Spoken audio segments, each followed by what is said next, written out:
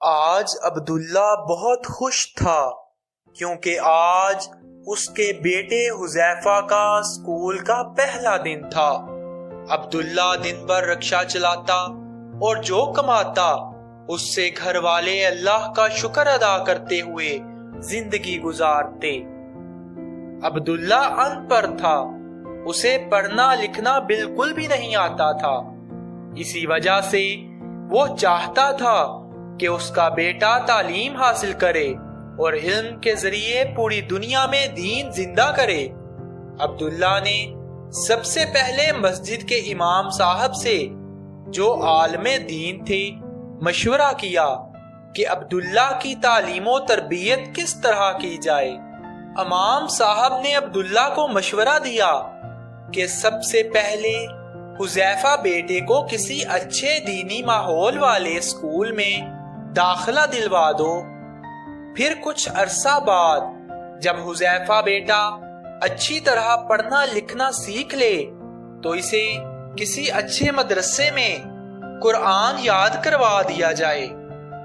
عبداللہ کو امام صاحب کی باتیں بہت اچھی لگیں۔ وہ امام صاحب سے اجازت لے کر گھر آیا اور حذیفہ کی والدہ کو امام صاحب کی کہی ہوئی باتیں بتائیں۔ حذیفہ کی والدہ ایک سمجھدار خاتون تھیں، وہ بھی ان باتوں پر عمل کرنے کے لیے تیار ہو گئیں۔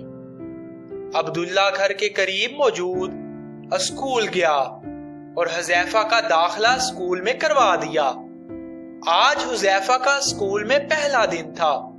ایسے لگ رہا تھا کہ عبداللہ کے گھر میں عید آ گئی ہے۔ سب گھر والے خوش تھے کہ آج حذیفہ اسکول جائے گا۔ حذیفہ کو اسکول کی نئی وردی پہنائی گئی۔ امی نے جلدی سے لنچ باکس میں حذیفہ کا پسندیدہ کھانا رکھ دیا اور حذیفہ کو پیار سے سمجھایا کہ دیکھو بیٹا، جب کھانے کا وقفہ ہو تو ہاتھ دھو کر بسم اللہ پڑھ کر سیدھے ہاتھ سے کھانا کھانا اور اپنے ساتھیوں کو بھی کھلانا۔ حذیفہ میاں اپنے ابا جان کے رکشے میں بیٹھ کر اسکول پہنچے، لیکن یہ کیا، جیسے ہی عبداللہ حذیفہ کو اسکول چھوڑ کر واپس آنے لگا، حذیفہ نے رونا شروع کر دیا اور اس زور سے رونا شروع کیا کہ عبداللہ کو اسے واپس گھر لانا پڑا۔ گھر آ کر عبداللہ نے حذیفہ کو بہت سمجھایا اور علم حاصل کرنے کے فضائل سنائے، لیکن حذیفہ میاں نہ مانے اور اسکول جانے کے لیے تیار نہ ہوئے۔ عبداللہ بہت پریشان ہوا اور حذیفہ کی والدہ سے مشورہ کیا۔ انہوں نے عبداللہ کو سمجھایا کہ بچہ ہے، کچھ دنوں میں سب ٹھیک ہو جائے گا، آپ اسے اس کے حال پر چھوڑ دیں اور اللہ سے دعا کریں۔ عبداللہ نے ایسا ہی کیا۔ وہ روزانہ ہر فرض نماز کے بعد حذیفہ کے لیے دعا کرتا۔ حذیفہ میاں اپنی مستی میں مگن تھے۔ وہ دن کو باہر نکلتے، دوستوں میں کھیلتے اور شام کو گھر آ کر کھانا کھا کر سو جاتے۔ ایک دن حذیفہ اپنی عادت کے مطابق شام کے وقت کھیل کے میدان پہنچے تو وہ یہ دیکھ کر حیران رہ گئے کہ ان کا کوئی دوست بھی کھیلنے نہیں آیا۔ وہ بہت پریشان ہوئے اور کچھ دیر دوستوں کا انتظار کرنے کے بعد گھر واپس آ گئے۔ دوسرے دن بھی یہی ہوا، یہاں تک کہ پورا ہفتہ گزر گیا۔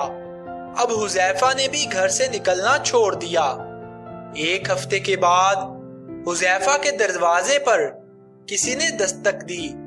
حذیفہ نے دروازہ کھولا تو اس کے سارے دوست کھڑے تھے۔ وہ حذیفہ کو کھیلنے کے لیے بلانے آئے تھے۔ حذیفہ نے ان سے پورا ہفتہ غائب رہنے کی وجہ پوچھی تو انہوں نے بتایا کہ ہمارے اسکول میں امتحانات ہو رہے تھے، اس لیے ہم پڑھائی کر رہے تھے۔ اب الحمدللہ ہمارے امتحانات ختم ہو گئے ہیں تو ہم تمہیں کھیلنے کے لیے بلانے آئے ہیں۔ حذیفہ ان کی باتیں سن کر حیران رہ گیا۔ اس نے امتحان کا لفظ پہلی مرتبہ سنا تھا۔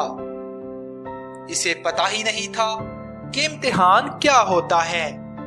لڑکوں کے سامنے تو اس نے کچھ نہیں کہا، خاموشی سے ان کے ساتھ کھیلنے چلا گیا۔ لیکن جب شام کو وہ کھیل کر گھر واپس آیا تو رات کے کھانے پر اس نے عبداللہ سے پوچھا کہ ابو جان یہ امتحان کیا ہوتا ہے؟ عبداللہ نے کہا کہ بیٹا، جو بچے اسکول میں پڑھتے ہیں ان کی پڑھائی کا سال گزرنے پر ان سے ان پڑھائی کے متعلق سوالات کیے جاتے ہیں اور دیکھا جاتا ہے کہ کس بچے نے اپنے سبق اچھی طرح یاد کیا ہے۔ سب سے اچھی طرح سبق یاد کرنے والے بچوں کو اچھے اچھے تحفے دیے جاتے ہیں اور گھر والے بھی خوش ہو کر ان کو انعامات دیتے ہیں۔ تحفوں اور انعامات کا سن کر حذیفہ کے منہ میں پانی آ گیا۔ اس نے اپنے ابو سے کہا، ابو کیا مجھے بھی انعامات مل سکتے ہیں؟ عبداللہ نے کہا، کیوں نہیں؟ اگر تم اسکول جاؤ، دل لگا کر پڑھو تو تمہیں بھی انعامات ملیں گے اور تمہارے امی ابو بھی خوش ہوں گے، اور جب کسی بچے سے اس کے امی ابو خوش ہوں تو اس سے اللہ بھی خوش ہوتے ہیں اور ہر کام میں اس کی مدد کرتے ہیں۔ اب حذیفہ کو بہت افسوس ہوا کہ اس نے اپنی امی ابو کا دل دکھایا اور ان کی بات نہ مانی۔ اس نے اپنے امی ابو سے معافی مانگی اور ان سے وعدہ کیا کہ وہ ہمیشہ ان کی بات مانے گا اور کبھی بھی ان کی نافرمانی نہیں کرے گا۔ دوستو، امی ابو ہمیشہ ہماری اچھائی ہی سوچتے ہیں۔ ان کی چاہت ہوتی ہے کہ ان کا بیٹا بیٹی دنیا و آخرت میں کامیاب ہو جائے، اس لیے کبھی بھی ان کی نافرمانی نہیں کرنی چاہیے، اور اگر کسی بات پر امی ابو ناراض ہو جائیں تو فوراً معافی مانگنی چاہیے، کیونکہ جس سے اس کے امی ابو ناراض ہوتے ہیں اس سے اللہ بھی ناراض ہوتے ہیں۔